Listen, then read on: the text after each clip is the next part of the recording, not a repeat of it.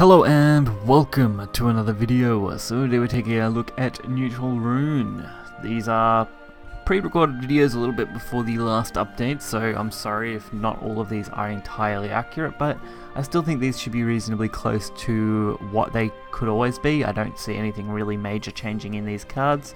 At most we might have seen the Israfil change, but like I said, I'm recording this a little earlier than the update on the 8th, so hopefully you guys can bear with that.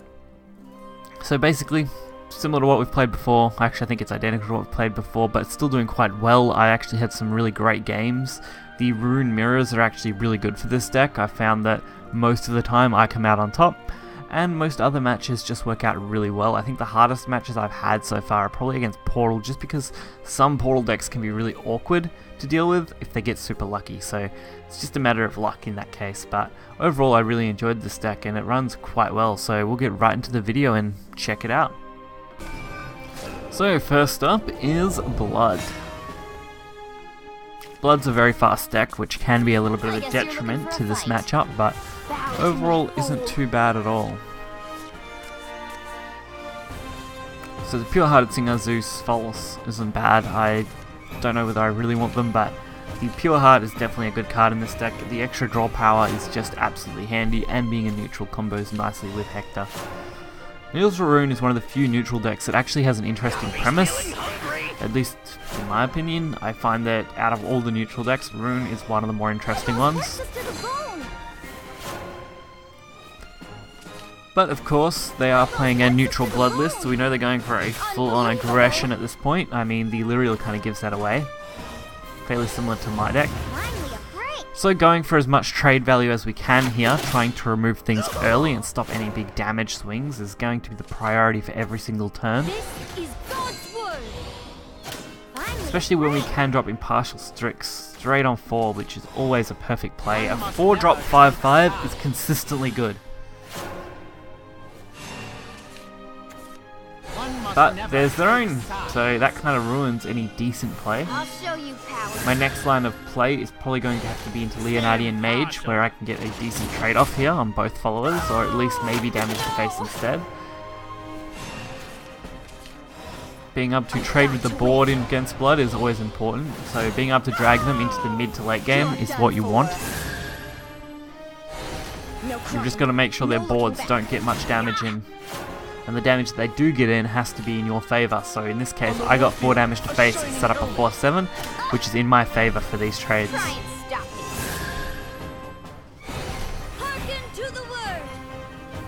So they are starting to try and race me down.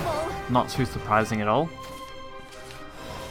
But the Hector actually works out nicely. We can use that as our trade fodder and a nice ward. And probably remove this entire board or just go face. Either way gives us some good value.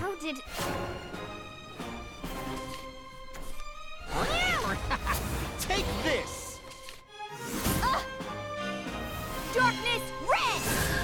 Phantom Cap. That's dangerous. You humans are always worried. I'm sorry. Especially since we are at 2 health. Which is sweet. Come on, lucky draws. Hector's pretty good. So we can go for the full board removal. So we're banking on the fact that Blood won't have the 2 damage they need here.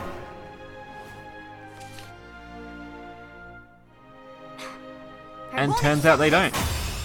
So it really does show that luck is a big factor in any card game. You can't avoid that, honestly.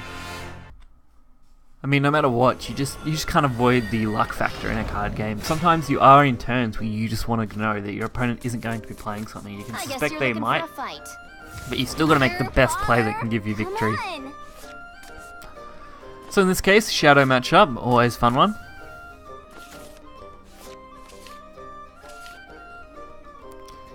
Israfil and Happy Pig. While Israfil is great, I mean, it's going to be very difficult to use in the early game. At least Happy Pig is a reasonable early game play, especially against a Shadow matchup. And Witcher Sweets. I love Witcher Sweets on 2. I think it's always perfect. It's very easy to have that neutral draw power going for you. And now it actually works pretty nicely as a trade. And we get our Gourmet Emperor out super early, so it's always good if you can drop that on curve without any big pressure, because it means you do get that ultimate carrot value in the long run, especially if you are using it later on just to continually recycle your hand out. And we get Strix. Again on 4 is always perfect. I really find that most of the time when I play them on 4, I hardly ever lose. I'm leaving. Which, clearly, Shadow just didn't stack up to that.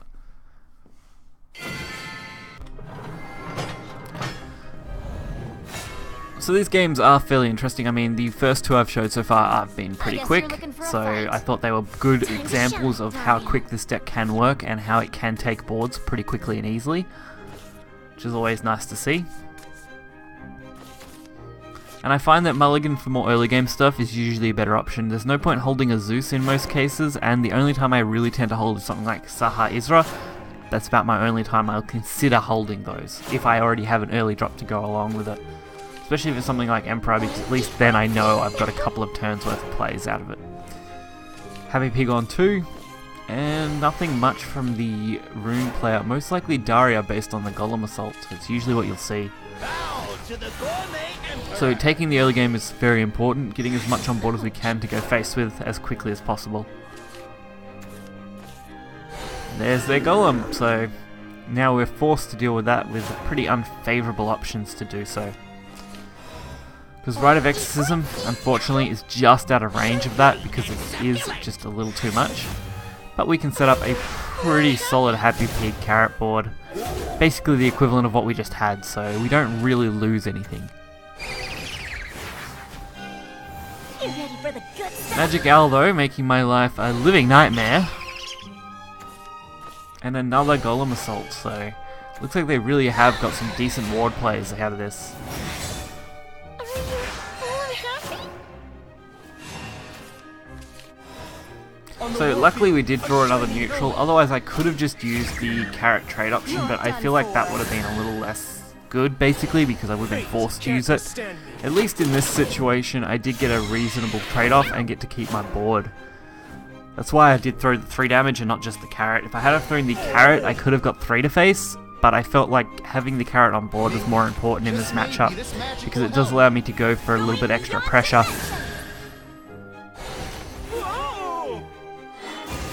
And next turn we do have the option to go with some pretty interesting stuff here. I mean, especially now that we've drawn Sakura, we now have the Sakura Isra combo out, which means we are going to be able to remove any kind of big threats. And setting up our own ward does block out things nicely. Although I probably could have thrown the carrot into the 2-2 there and just replayed the carrot out, which probably would have been better value-wise, because I wouldn't have had to deal with that 2-2 at all. But at the same time, it wasn't too bad at all. I mean, this is going to easily clear this entire board out without too much trouble at all. It won't be long now. And using the Saha evolve I felt was just slightly better because it is hard for them to deal with a lot of followers over just one. So if I had have evolved the 0-2 I could have rammed into that line, but I would have been in the same spot and without a ward, so I definitely felt better having a ward up. Following turn though, a little awkward. We've got a Rite of Exorcism, Pure Hearted Singer and Carrot as some potential plays, but really nothing more substantial than that. So Al does go for its best trade it can. And we don't really have much in the way of trades here. Either way I had went with this would have been a little awkward, although I could have used the Rite of Exorcism to remove the Golem and then traded the 6-2 instead, and probably played an extra card, but I mean, at this point, probably wasn't going to make a huge amount of difference. It just would have allowed me to have stuck one more card, most likely the carrot, to the board for next turn. Which, with another Saha Isra, really doesn't matter. We're going to remove pretty much all of this anyway. So crude. And play out probably a carrot. Fighting is so sorrowful. Which is pretty reasonable.